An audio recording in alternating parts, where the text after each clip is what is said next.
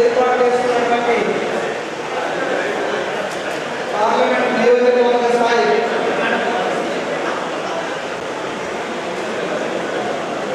Parliament ఎన్నికల incharge పెద్దలు మాజీ మంత్రులు బోధన శాస్త్ర సురేష్ గారిని, అదేవిధంగా మన పార్లమెంట్ అభ్యర్థి ఎమ్మెల్సీ మాజీ మంత్రి అన్న జీవనానంద గారిని కూడా ఇద్దరిని వేదికకి రావాల్సిన వారిని సోదరుడు తప్పనిసరిగా కోరుతున్నాం. అదేవిధంగా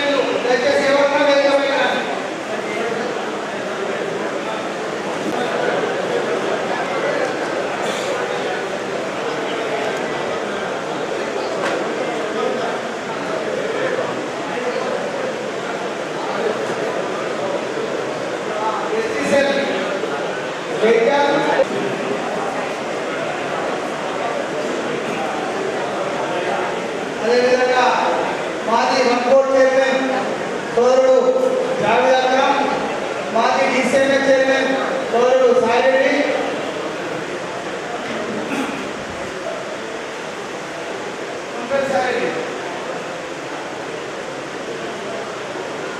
స్థానికంగా నిజామాబాద్ టౌన్లో ఉన్నటువంటి దయచేసి ప్రస్తుత కార్పొరేటర్ ఎవరున్నా వేదికపై రావాల్సిన కోరుతున్నాం. కూడా చాలా ఈ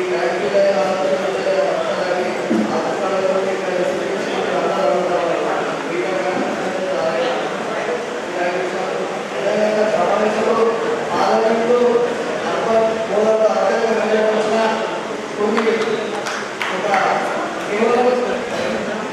ఈ ఇల్లు రెచ్చగొట్టి కార్యదర్శి వ్యక్తి దానికి ఈరోజు విద్యార్థులకు అన్యాయం చేస్తూ కూడా ఈరోజు టీఆర్ఎస్ పాలనలో ఏదైతే దుర్వినియోగం చేస్తుందో అదేవిధంగా బీజేపీ పార్టీ కూడా ఇలా విద్యార్థులకు అన్యాయం చేస్తుంది. దేశవ్యాప్తంగా బ్యాంకుల నుంచి 10 రోజుల నుంచి ప్రోగ్రాం చేస్తా ఉన్నాం. దాన్ని కూడా రద్దు చేసుడు. ఇదే విధంగా ఈరోజు రాష్ట్రం మన ప్రభుత్వం ఉన్నాడు కానీ కేంద్రంలో ఈరోజు బీజేపీ ప్రభుత్వం పడిపోతుంది కాబట్టి మనం ఇంకా ఇదే స్ఫూర్తితో ఈరోజు బీజేపీ పైన కూడా కేంద్రంలో ఏ విధంగా ఈరోజు రాష్ట్రంలో టీఆర్ఎస్ అయితే విరోధంలో అదేవిధంగా బీజేపీ పైన ఇప్పుడు కూడా నిరంతరం ప్రొటెస్ట్ చేసిన అవసరం ఉంది. కాబట్టి అందరూ ఖచ్చితంగా ఈరోజు బీజేపీ వ్యతిరేకించాలి. బీజేపీ చేసినటువంటి మాటలు ఇచ్చినా కూడా అన్యాయం ఏ యొక్క అనుభవం నెరవేర్చలేదు. ఇక్కడ కాంగ్రెస్ ఈ రాష్ట్రంలో బీజేపీ కేంద్రంలో వెళ్ళిపోతాయని చెప్పి మనం అందరికీ చెప్పాల్సిన అవసరం ఉంది. అన్ని దోషాలు చేస్తా ఉన్నారు. ఈరోజు మన మనోదయాలను నిర్వహిస్తూ ఉన్నారు. ప్రతిరోజు ప్రభుత్వం పడిపోతే ప్రభుత్వం పడిపోతాయని చెప్పి కేవలం మాటలు చెప్తాము. కేంద్రంలోనే కేంద్ర ప్రభుత్వం పడిపోతాయని చెప్పి మనం ముందుకోవాలని చెప్పి ఈ అవకాశం ఇచ్చిన పెద్దలందరూ కూడా ధన్యవాదాలు తెలియజేస్తా ఉన్నాం.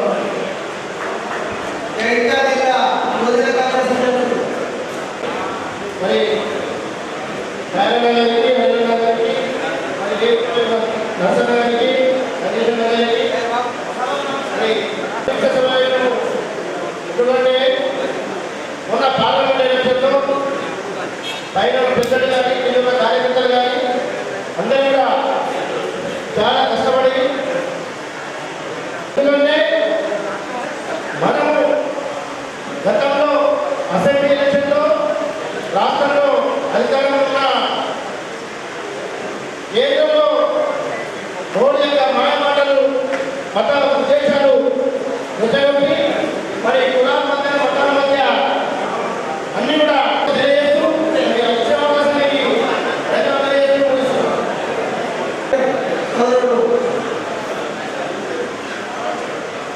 నాగచంద్రాన్ని వేదికపైకి రావాల్సిన అందరికీ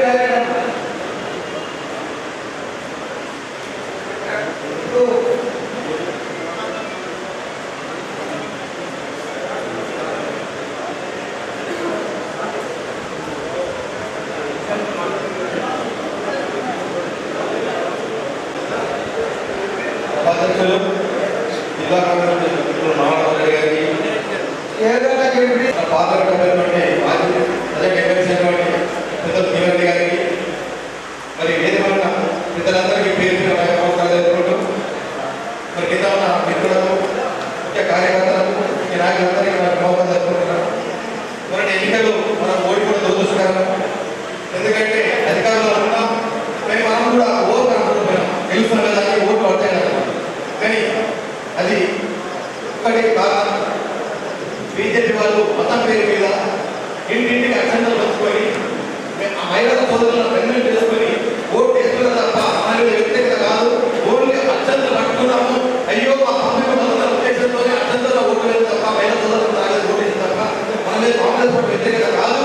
రాబోయే రోజుల్లో గ్రామాలలో ప్రతి కాంగ్రెస్ కార్యకర్త పెద్దలు జీవన గారికి పెద్ద మనసులో మరి ఈ రోజు ఈ కార్యక్రమం తీసుకున్నాను. ఇద్దరు మెట్పల్లి జగన్ రెడ్డి గారిని మాట్లాడుతున్నారు.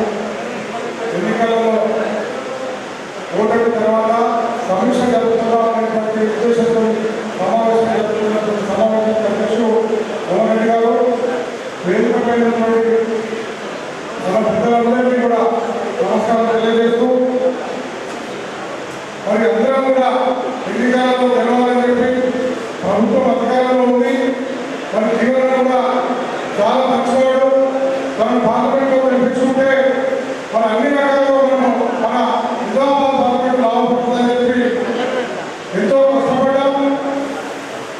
గ్రామాలలో నువ్వు నేను కాదు చాలా మంది జీవనంలో ఉండే చెప్పాడు తమ్మి అంటే ఎన్నిక అయిన తర్వాత తమ్మి వీటి నాయకులను బాగానే సమస్యగా కృషి చేసి తీసుకొచ్చాను. కానీ నాకు ఎందుకో కొంత డౌట్ వస్తుంది. మోడీ గారు వస్తే మన కాన్సెప్ట్లలో మనం అనుకున్న కంటే మన తక్కువ మనం ఏదైతే గెస్ట్ వచ్చిందో ఆ గెస్ట్ ప్రకారంగానే ఎంత కావాల్సినట్టు ఇప్పుడు అటువంటి ఖాళీ మనం కూడా మనం 3 జిల్లాలలో వచ్చి మనం పెట్టుకోవడం జరిగింది. దానివల్ల మన జీవనంలో ఓడిన జిల్లా నుంచే మళ్ళా తినడం స్టార్ట్ చేసిండు. తనకు అభిప్రాయం లేదు, ఎప్పుడు ప్రజల మంచి తనను చూసి నువ్వు ధైర్యంగా ఓడిపోయినామని చెప్పి నిరాశతో కాకుండా పార్టీ ఉంది మనకు. అన్ని ఎంపీటీసీలు ఎంపీలు సర్పంచ్లు ఏ మనకు తెలిసి మరి దీనికి ఉదాహరణగా ఎటువంటి ప్రయోజనం అని చెప్పి ప్రజలకు మనం సాంకేతికం అని చెప్పి మరి కోరుకుంటూ నాకు అవకాశం ప్రజలందరికీ ధన్యవాదాలు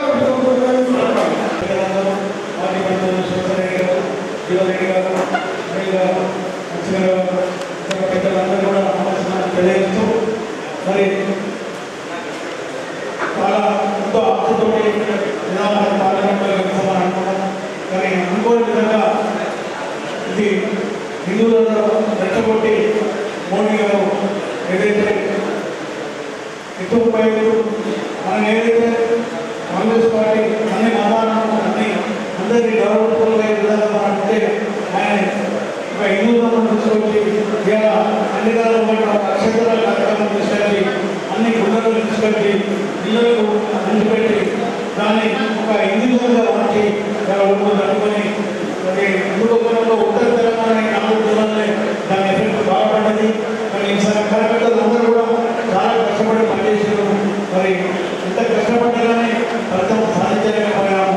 మేము ఏదైనా మనం ఇక్కడ తెలంగాణ కానీ కర్ణాటక కానీ కొంత సీట్లు అయితే ఈరోజు రాహుల్ గాంధీ గారు ప్రధానమంత్రి అయ్యారు. దురదృష్టం అక్కడ గవర్నమెంట్ సీట్లు తక్కువడం వల్ల ఈరోజు అవకాశాన్ని ఇప్పటికైనా రేపు జరగబోయే స్థానిక సంస్థల ఎన్నికలైనా అందరం ఐక్యంగా ఉండి ఈ ఓటును మనం గెలిపించుకున్న బాధపడకుండా రేపు జరగబోయే స్థానిక సంస్థల ఎన్నికల్లో మన అభ్యర్థులు ఎవరైనా అందరికీ ఐక్యంగా ఉండి గెలిపించుకొని మన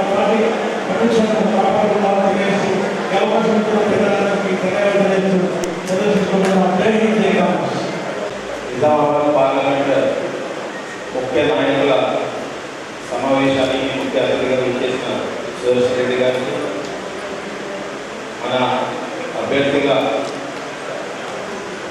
రమేష్ గారికి అదే రకంగా మన పార్లమెంట్ ఎలక్షన్లో గెలుపు దాకా తీసుకొచ్చి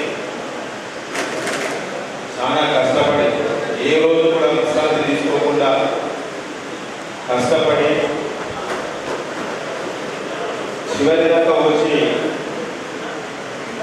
చాలా బాధగా ఉంది.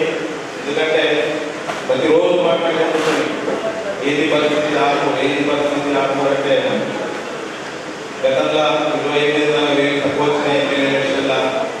ఈసారి సరాసరి బీజేపీకి ఎక్కడ కూడా తగ్గకుండా తీసుకొస్తామని చెప్పి హామీ ఇచ్చినాం, కష్టపడినాం. చివరిగా 28,000 తక్కువతోనే ఆల్మోస్ట్ మెజారిటీ చేయలేకపోయినాం. చాలా బాధాకరం అని చెప్పి అంటే నేను చిన్నది ఉదాహరణ ఏం చెప్పానంటే నా గ్రామంలో కొమ్మపల్లి గ్రామం 2014 నుంచి నేను ఎవరు చెప్తే వాళ్ళకి 650 తగ్గకుండా మెజారిటీ ఇచ్చేది. కానీ మొన్న పార్లమెంట్ ఎలక్షన్ వచ్చేసరికి 41 మెజారిటీ ఇచ్చింది. పరీక్ష అయిపోయింది. అక్కడనే అనుకున్నా ఫస్ట్ బూత్ అనమాట, మా నియోజకవర్గం మొదటి బూత్ నా గ్రామమే అనుకున్నాము. 650 ఎమ్మెల్యే ఎలక్షన్ 650 వచ్చాయి. పార్లమెంట్కి వచ్చేసరికి 40 మెజారిటీ వచ్చింది. అనుకున్న ఇది ఎక్కడో మహిళల కొంత అక్షంతలకు ప్రభావితమైంది అని చెప్పి అదే పూట అనిపించింది.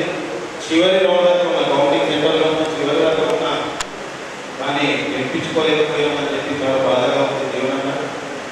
ఎందుకంటే మీలాంటి నాయకుడు మాకు ఇక్కడ ఉంటే, ఎందుకంటే గత 5 సంవత్సరాలుగా చూసినాం, పార్లమెంట్ 60 చూసినాం. పలకరించే నాకులే కాదు, ఎప్పుడు కూడా నాయకుల పలకలేకపోతుండే, కార్యకర్తలు పట్టించుకోకపోతుండే. మీరేమో ప్రతిరోజు ఏం జరుగుతుంది ఏమవుతుందని చెప్పి మాట్లాడుతుంటే మీ ప్రేమ మాకు కావాల్సింది ఉంటే తప్పకుండా మా ఆర్మూర్ నియోజకవర్గం నుంచి మెజారిటీ ఇస్తామని చెప్పి చాలా కష్టపడ్డామని చేయలేకపోయామన్నా. మీకు మా తరఫున తప్పకుండా మీకు రానున్న రోజుల్లో ఏదున్నా కానీ మీరు కూడా మాకు సహాయం చేయాలని కోరుకుంటూ వచ్చే మున్సిపల్ ఎలక్షన్ కానీ జీపీ ఎలక్షన్స్ కానీ ఏదైనా సరే అందరూ కూడా ఎక్కడైతే మన పార్లమెంట్లో కష్టపడి ముందుకు తీసుకెళ్ళాము. అదే రకంగా మంచిగా ప్లాన్ చేసుకొని ప్రతిదీ కూడా గెలిచే విధంగా ఆర్మూర్ ఏదంటే ఇక్కడ బీజేపీ ఎమ్మెల్యే ఉన్నాడు కనుక కొంత పార్టీ నాయకులకు అందరూ కూడా చెప్తున్నాం, మీరు ఆర్మూర్ నియోజకవర్గం స్పెషల్ దృష్టి పెట్టాలని. ఎలక్షన్లో నాయకులందరూ కూడా కార్యకర్తలు సిద్ధంగా మీరు కొంత ఆర్మూర్ ఎక్కువ దృష్టి పెట్టాలని మనస్ఫూర్తిగా కోరుకుంటున్నా. ప్రతి ఒక్కరిని ఈ యొక్క కార్యక్రమానికి ఇచ్చేసినందుకు ప్రతి ఒక్కరు కూడా పేరు పేరుగా ధన్యవాదాలు. జై కాంగ్రెస్. సమీక్షా సమావేశానికి విచ్చేసిన కాంగ్రెస్ పార్టీ కార్యకర్తలకు, పార్టీ నాయకులకు, అదేవిధంగా వేదిక మీద ఉన్న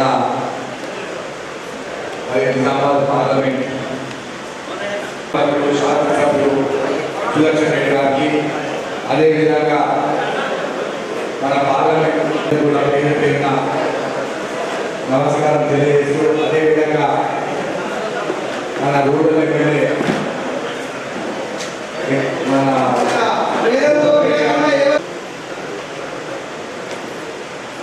మా కాంగ్రెస్ పార్టీ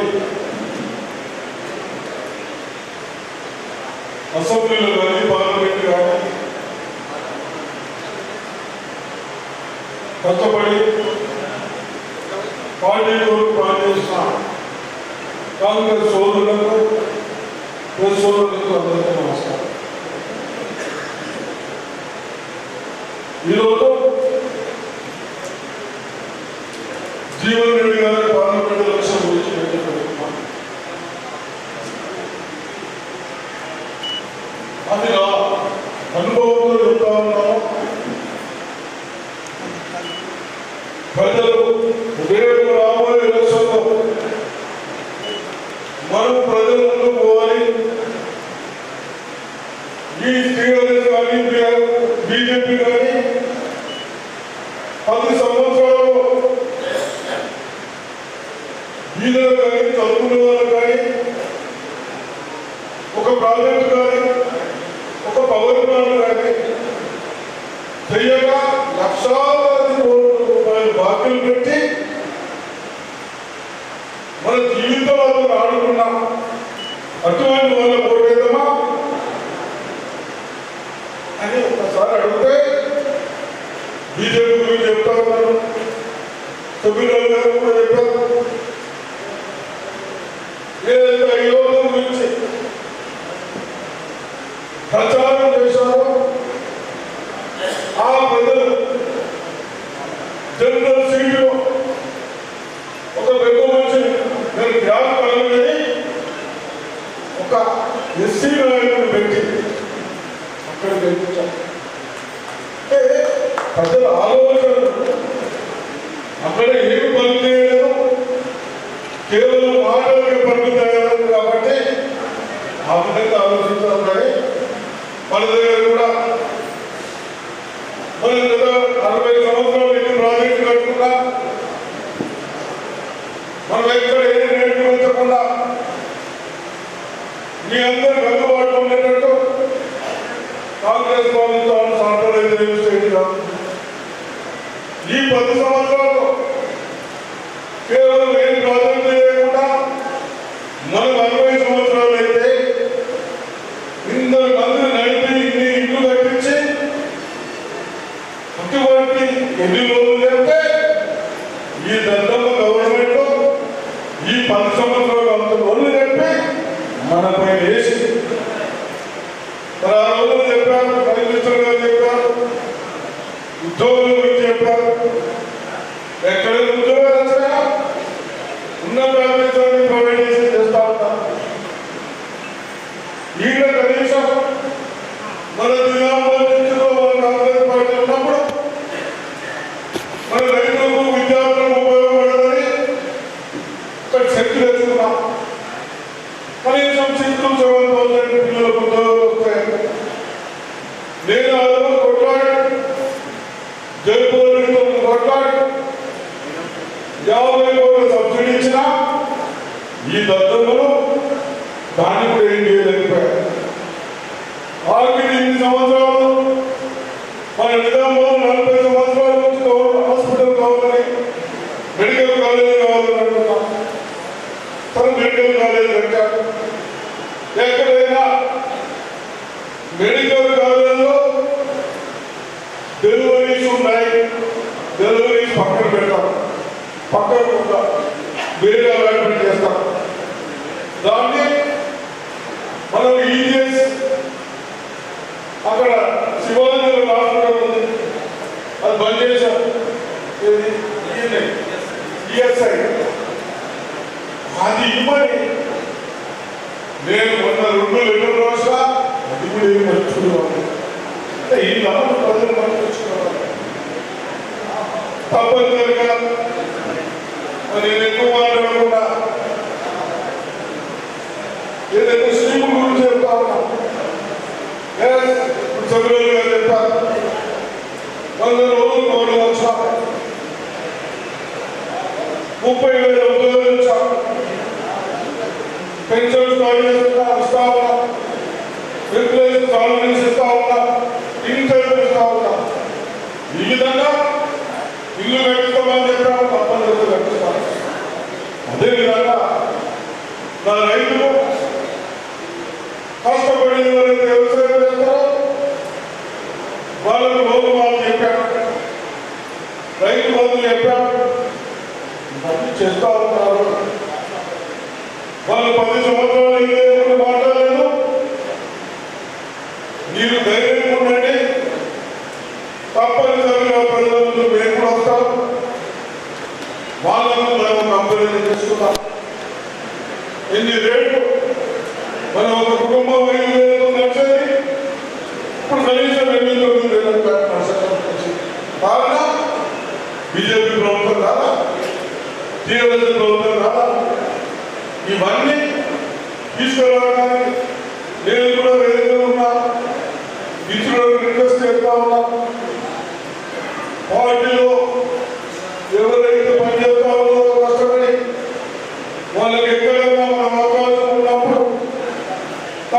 కొత్తగా నామినేషన్ అయితే జడ్పీ అయితేనే మండల ప్రెసిడెంట్ అయితే కౌన్సిలర్లు అయితే చేయకూడదు. ఈ విధంగా చేస్తే వాళ్ళు మీ అందరూ దండలు ఉంటారు. కాబట్టి తప్పనిసరిగా మీరందరూ ధైర్యంగా ఉండండి. ఏదో పాప కొత్త అనకుండా అందరూ కలుపుకొని పోతేనే మనకు ఒక స్ట్రెంత్ ఉంటుంది. దయచేసి కోర్టులు కూడా ఎవరెవరికి అర్హత ఉందో అందరూ కలిసి కూర్చోండి. డిసిషన్ తీసుకున్నాం తొందర లేదు. కాబట్టి ఏదేమైనా మీరందరూ రేపు రాబోయే మన డిస్ట్రిక్ట్లో మన పార్లమెంట్ కాన్స్టిట్యూన్సీలో జగన్ కానీ గురంట కానీ లోకల్ బాడీ ఎలక్షన్లో తప్పనిసరిగా మీరు ధైర్యంతో ఉండండి. మా వరకు మేమందరం తప్పనిసరిగా మీ లోకల్ ఎలక్షన్లో పనిచేస్తా, మిమ్మల్ని గెలిపిస్తా. మీకు జడ్పీ చైర్మన్ కానీ మున్సిపల్ చైర్మన్ కానీ చెప్తామని చెప్తూ అదేవిధంగా పెద్ద జీవన్ రెడ్డి ఏం పోలేదు. 10 సంవత్సరాల నుంచి నేను చెప్పిన కనీసం పార్లమెంట్లో మాట్లాడేవాళ్ళు వాడిని కాదు, మనని ప్రజలు ముఖ్యమంత్రి గారు చెప్పారు.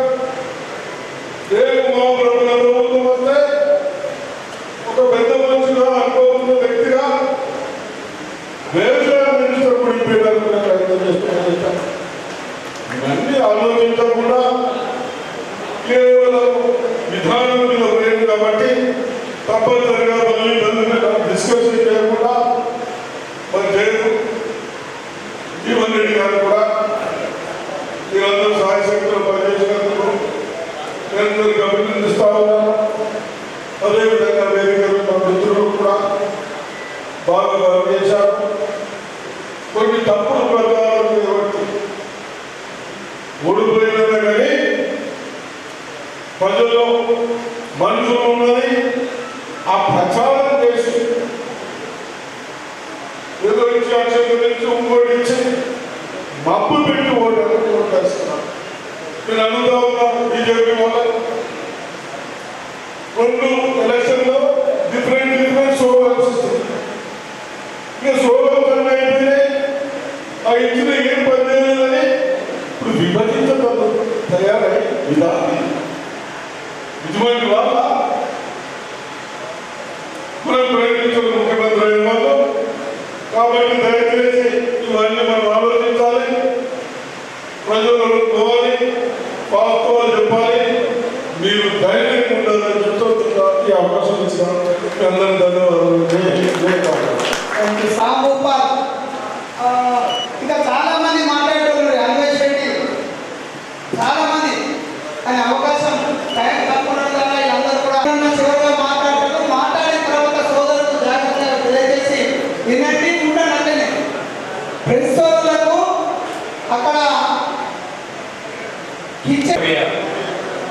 दूसरी तदपरी వాస్తవంగా ఎన్నికల్లో మన ఆశించిన ఫలితాన్ని పొందలేకపోయినప్పటికీ ఎన్నికల్లో నిజామాబాద్ పార్లమెంటరీ నియోజకవర్గం గెలవబోతుందనేటువంటి ఒక అభిప్రాయం కలిగించే విధంగా రాష్ట్రంలో ఎన్నికలలో నిజామాబాద్ అంటే కొంత డిఫరెంట్ ఎక్కువ జరుగుతుంది. లేకపోతే బీజేపీ అనేటువంటి ఒక ప్రాబల్యం అధికంగా ఉంటుంది. ఇది ఒక టఫ్ సీట్. దీన్ని ఎట్టెత్తుకుంటారని భావిస్తూ తరుణంలో ప్రయత్నిస్తుందో మరి ఈరోజు దీన్ని గెలుపు బాటకు తీసుకెళ్ళినటువంటి దరిదాపులో తీసుకుపోయినటువంటి నాయకత్వం ముఖ్యంగా సురక్షితం గారి ఎదుగుతుందో సమన్వయ కర్తవ్యమే కాకుండా పార్లమెంటరీ నియోజకవర్గ ఇన్ఛార్జిగా మాజీ మంత్రివర్యులు పెద్ద సురక్షిత గారు బాధ్యత తీసుకొని అందరినీ సమన్వయం చేయడం, వారితో పాటుగా మిత్రులు మాజీ మంత్రివర్యులు ప్రస్తుత ప్రభుత్వ సలహాదారులైనటువంటి షబీర్ గారు, నిజామాబాద్ రూరల్ శాసనసభ్యులైనటువంటి మాజీ శాసనసభ్యులు ప్రభుత్వ విపైనటువంటి ప్రస్తుత మినరల్ డెవలప్మెంట్ ఆఫీసర్ చైర్మన్గా బాధ్యత చేపట్టబోతున్నటువంటి అనిల్ గారు, సాయరి నందాని గారు, అట్లాగే అన్వేష్ గారు, సోదరి మాజీ శాసన మండలి సభ్యురాలు లలిత గారు, పెద్ద నర్సిరెడ్డి గారు, ముఖ్యంగా అందరినీ సమన్వయం చేయడంలో ఎదుగుతో నా గత శాసన మండలి ఎన్నికలు పోటీచినప్పటి నుండి ఈ ప్రాంతంతో నాకున్న ఏర్పడ్డ అనుబంధం, ముఖ్యంగా జిల్లా కాంగ్రెస్ అధ్యక్షుడు మోహన్ రెడ్డి గారు ఎదుగుతో ఆనాటి నుండి ఈనాటి వరకు అందరినీ సమన్వయం చేయడంలో ఎదుగుతో తన బాధ్యత అందరినీ కలిసికట్టుగా తీసుకుపోయినటువంటి సోదరుడు మోహన్ రెడ్డి గారు. అంటే మొత్తం 7 సెగ్మెంట్లు వాస్తవంగా నేను జగిత్యాల గతంలో ప్రాతినిధ్యం వహించి కొన్ని ఎన్నికలు పోటీ చేసి పరిస్థితులలో జగిత్యాలతో జీవితం ఏర్పాటు నేను ఆల్ ది అదర్ సెగ్మెంట్స్ ఇవరు కూడా తక్కువ కాకుండా ఎన్నికల్లో పనిచేసినటువంటి మిత్రులందరూ కూడా కంటెస్టెడ్ క్యాండిడేట్స్. మిత్రులు నరసింహరావు గారు, అట్లాగే నరసింహరావు గారు, పాల్గొన్న మా మిత్రులు సురేరెడ్డి గారు, ఆర్మూర్ వినయ్ రెడ్డి గారు అందరూ కూడా చెప్పట్లేదు. అట్లాగే ఇంకా వేదికను అలంకరించినటువంటి వివిధ హోదాల్లో ఉన్న కాంగ్రెస్ నాయకులు, ముఖ్యంగా నగర కాంగ్రెస్ అధ్యక్షులు కేశవ్ బేగ్ గారు చెప్పట్లేదు.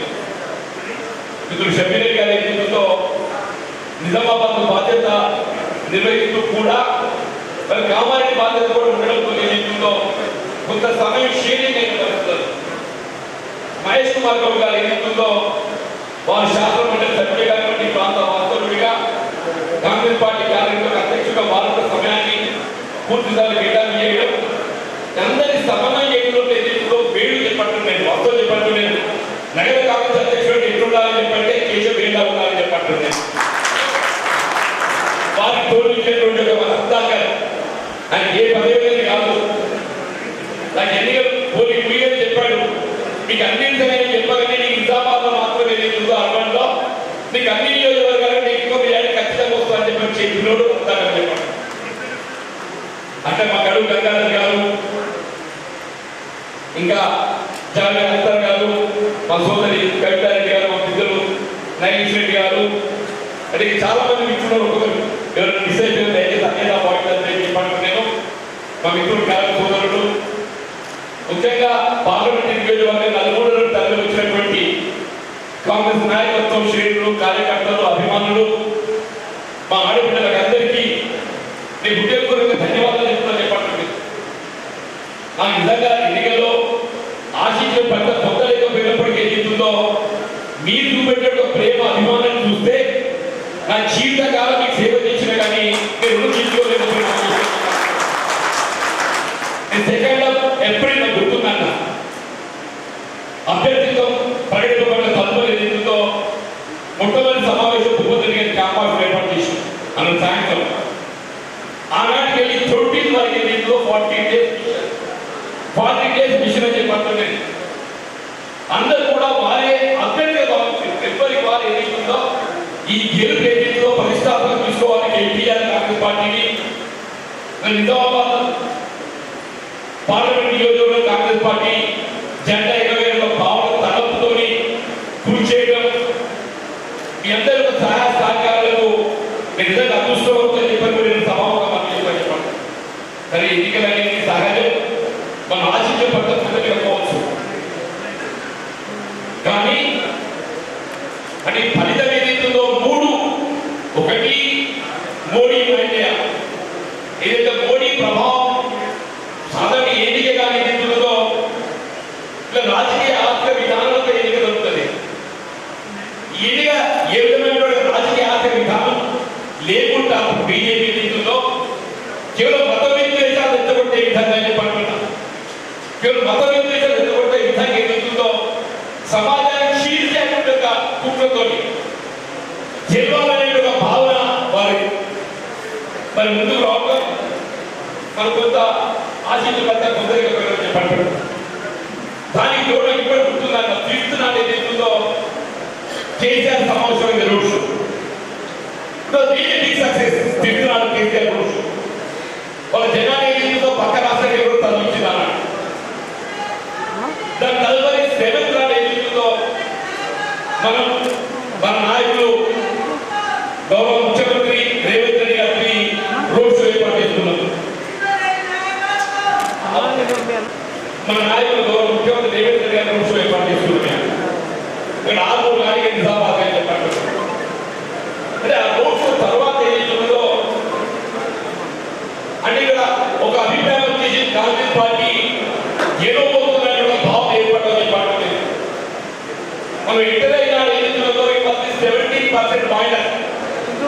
మీరు ఎప్పుడైతే అభ్యర్థిగా పరిగణింపబడ్డారో Nizamabad 17% minus Congress party. But Revanth Reddy గారి యొక్క పర్యటన తదుపరి ఆల్మోస్ట్ 102% అబ్బాయి గారి గారికి వచ్చిందని చెప్పండి. రేవంత్ రెడ్డి గారు ఏమిటో ఒక ప్రత్యేకమైన శ్రద్ధతో చెప్పంటున్నా. నిజామాబాద్ పార్లమెంట్ నియోజకవర్గం జైపాలని ఒక పట్టుదలతో చెప్పండి. మీరు ఇక్కడ సంస్థలు ఏమైనా కానివ్వండి, రాష్ట్రంలో కాంగ్రెస్ పార్టీ ప్రభుత్వం అధికారంలో ఉన్నది.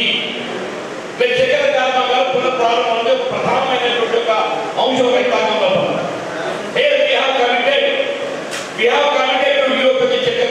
షుగర్ ఫ్యాక్టరీ యొక్క భావన రైతాంగం కల్పించిందని చెప్పండి. బ్యాంకులు చెల్లించాల్సిన ఒక వన్ టైం సెటిల్మెంట్ కూడా ఏదైతుందో పార్ట్ ఆఫ్ ఇట్ ఏదైతుందో డ్యూరింగ్ ఎలక్షన్ కూడా పేమెంట్ చేసిందని చెప్పండి. పార్ట్ ఆఫ్ ఇట్ అంటే రైతాంగం సంక్షేమం కొరకు కాంగ్రెస్ పార్టీ ఏ విధంగా కట్టుబడుతుందని చెప్పి తెలియజెప్పే విధంగా గౌరవ ముఖ్యమంత్రి గారు ఏదైతుందో వారి యొక్క పర్యటన చెప్పంటున్నారు. దాంట్లో లేదా బీజేపీ షేక్ అయిపోయింది. అంతవరకు ఏదైతుందో కేవలం మోడీ ప్రభావం చేస్తుందని పట్టుకున్నది.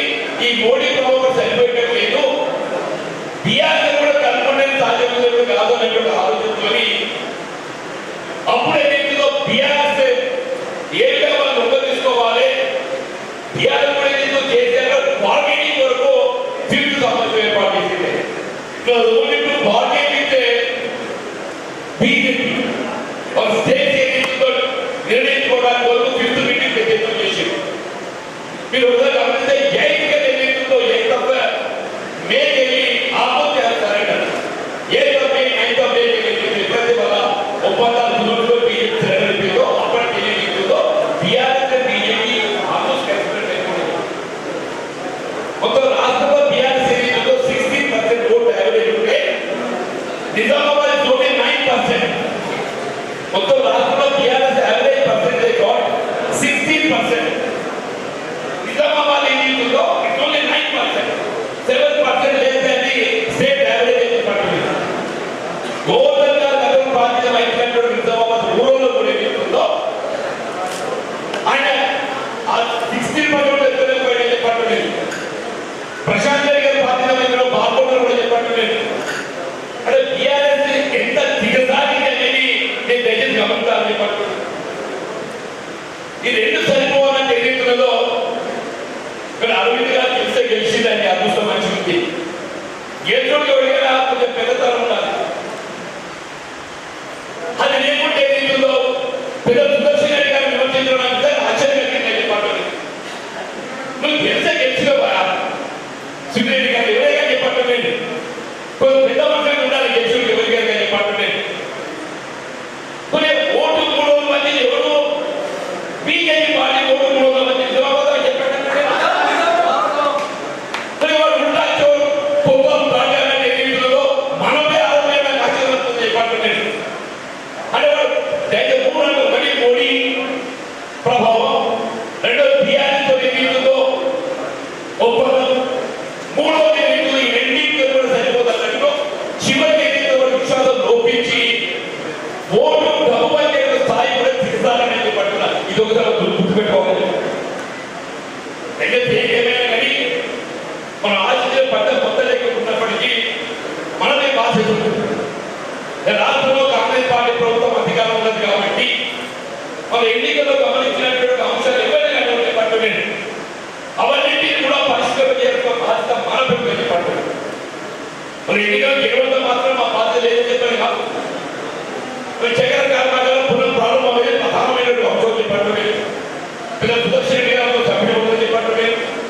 వారి ప్రాంతంలో చక్కెర కర్మాగారం మా ప్రాంతంలో ఉన్నది. ఈ చక్కెర కర్మాగారం పునఃప్రారంభానికి సంబంధించి రాష్ట్రంలో కమిటీ ఉన్నది. మా ఫలితం ఏ విధంగా ఉన్నది అనేది రైతు సంక్షేమం మా ప్రధానం కాబట్టి ఈ చక్కెర కర్మాగారం ఏదైతుందో నేను పేర్కొన్న విధంగా తలో 2025 చివరిలో ఏదైతుందో దీని ఆరంభంలో పోతుందని చెప్పినప్పుడు ఈ ప్రాంతం బీజేపీ నిర్లక్ష్యం చేయబడ్డది. మన ఉమ్మడి రాష్ట్రంలో ఏర్పాటు చేయబడినటువంటి కళాశాల తెలంగాణ యూనివర్సిటీ కానివ్వండి, మెడికల్ కళాశాల ఇంట్లో అప్లై చేస్తుందో 10 ఏళ్ళలో ఒక ఇంజనీరింగ్ కళాశాల కాలేజ్ చేశారు. పెద్ద సుదర్శన్ రెడ్డి గారు సభ్యులు గారు ఏదైతుందో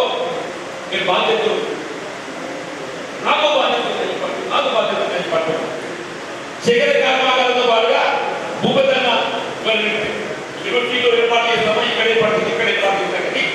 ఇంజనీరింగ్ కళాశాల ఏదైతే ఉందో నిజామాబాద్